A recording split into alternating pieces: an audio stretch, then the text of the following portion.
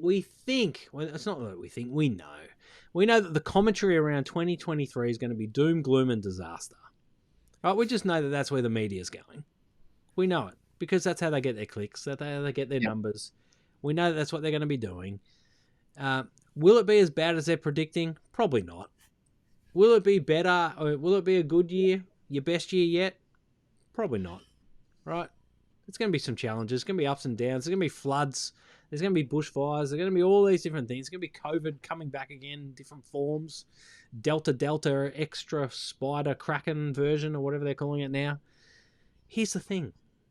Here's my number one piece of advice. In 2023, we're not going to panic. Don't panic. Totally. Right? Tom Hanks, he was on a video the other day and he said it perfectly to a whole lot of other actors. This too shall pass. Yeah. So powerful. Don't panic. Don't be reactionary. Don't go into a spiral. Don't catastrophize what's going on and what other people are saying. Be really self-aware about your own environment. Yeah, Get 100%. really self-aware about your own reality. What are the real challenges that you're facing? Right? And are they even challenges? Or is it that you're just being distracted by things so you don't have to make those 10 calls? Right?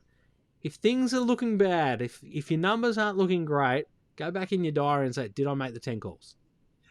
And you remember in the first episode this year, the number one thing we said to you was to get a plan, right?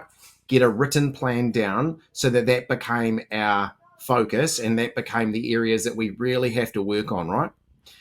Because if you've got a clear plan, what it does is it stops you making those impulse decisions along the way that can take you down paths you never intended to go, right? Yeah. So if you can actually go, actually, these are the things that I need to focus on. These are the things that I've got to do because it's in my plan. It stops the distraction of all this doom and gloom and challenge and struggles and all of that. It takes all of that away because you've got your plan.